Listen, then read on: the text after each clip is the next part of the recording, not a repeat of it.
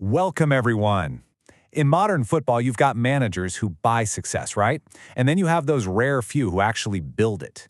Today, we're looking into a guy who didn't just tweak a few tactics, he completely rewired the minds of his players and became an absolute master builder of team character. We're talking about a phenomenon who forever altered the DNA of the sport, Jürgen Klopp. When he first arrived in England, he didn't give himself some arrogant, flashy nickname. He just sat at the press conference and said, "I am the normal one." And honestly, that perfectly sums up his core identity. Klopp was always super self-aware about his limitations as a player. He used to joke that he had the feet of a third-division player but the brain of a first-division one. But whatever he lacked in raw technical skill, he more than made up for with off-the-charts emotional intelligence and this profound ability to connect with people. Okay, let's dive into this and map out his journey. We'll start with his origins as the normal one, move on to his survival tactics at Mainz, then explore the heavy metal era at Dortmund. After that, we'll look at how he turned Liverpool from doubters to believers and wrap up with his lasting legacy. Section 1. Origins. The normal one. Klopp's playing days at Mainz were categorized by pretty limited technique but absolutely immense commitment. This era is crucial because it really planted the seeds for his managerial style. It's amazing to see how fast his life changed. He joined Mainz as a player back in 1995. Fast forward to 2001, the team is facing relegation. And in a move that honestly seemed like a joke to some, the club made him emergency manager on Shrove Tuesday. But guess what?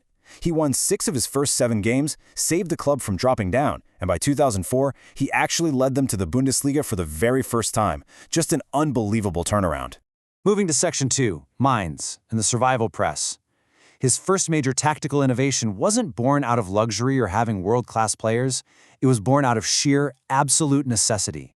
So the crucial point here is understanding this core concept, gegenpressing. Simply put, it's the tactic of winning the ball back the absolute second you lose it, right in the opponent's half.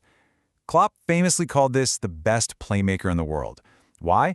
Because when you win the ball back that high up the pitch, you're instantly just one pass away from a scoring chance. For a team that didn't have star talent, this high-intensity pressing leveled the playing field. But you have to remember, gegenpressing wasn't just some static, rigid idea. It was a living philosophy that evolved as he moved up in the world. At Mainz, it was a raw, chaotic survival press. By the time he got to Dortmund, it became structured, loud, and full of traps. And finally, at Liverpool, it matured into a system of controlled, methodical dominance. That brings us to Section 3, Dortmund, and the birth of heavy metal football. When Klopp took over in 2008, Borussia Dortmund was essentially a sleeping giant that was completely emotionally broken. Think about the sheer contrast here. Before he arrived, the team finished 13th. The atmosphere was total emotional despair. But under Klopp, they didn't just improve. They became back-to-back Bundesliga champions in 2011 and 2012. He forged an unbreakable, steel mentality in that squad, proving once again that his real superpower was his emotional connection with the players. This is where we see heavy metal football 2.0 in action. They weren't just running everywhere anymore. They were actively baiting opponents into pressing traps and then punishing them with lightning-fast counterattacks. It was attacking with the speed of a sprint but the precision of a chess move. And he executed this while integrating young, raw talent who would go on to become global superstars. Guys like Robert Lewandowski and Marco Reus. Section 4. Liverpool. Going from doubters to believers, Klopp arrives at Anfield in 2015, stepping into a club stuck in an emotional limbo, agonizing over a 25-year title drought. Now, what's really interesting about this is that Klopp instantly recognized his biggest obstacle wasn't tactical at all, it was psychological. The fans and the players were weighed down by history. That's why his very first mandate was purely emotional.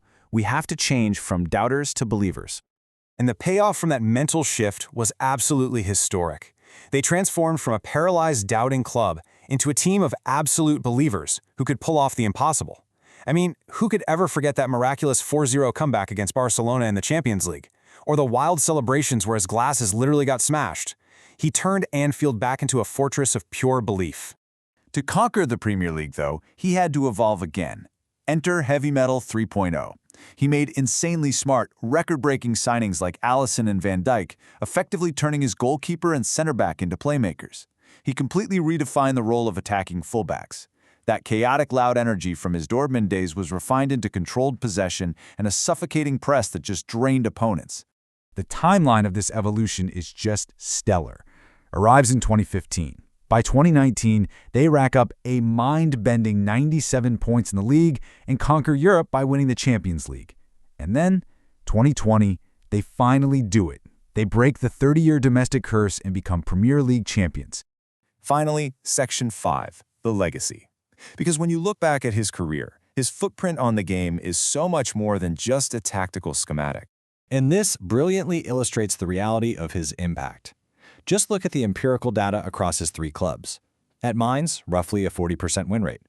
Moves to Dortmund, jumps to 56%. Goes to Liverpool, hits over 60%, while winning every major trophy under the sun. It's undeniable proof that his unique cocktail of emotional leadership and tactical innovation guarantees escalating success wherever he goes. Klopp literally changed the DNA of modern football. He proved that a high press can be your greatest playmaker. He showed that building an actual family culture inside a club beats relying on giant egos every single time. He completely redefined what fullbacks are supposed to do, and he inspired a whole new wave of managers like Julian Nagelsmann. Perhaps most importantly, he proved that passion, smarts, and tactical flexibility can genuinely dismantle football projects funded by bottomless oil money. So as we wrap up this explainer, I want to leave you with a question. Now that the normal one has stepped back, how will the next generation of tacticians adapt his heavy metal blueprint? Can anyone else truly replicate that perfect balance of aggressive tactical depth and raw, heartfelt emotional intelligence? It's something to think about. Thanks so much for joining us, and we'll catch you in the next one.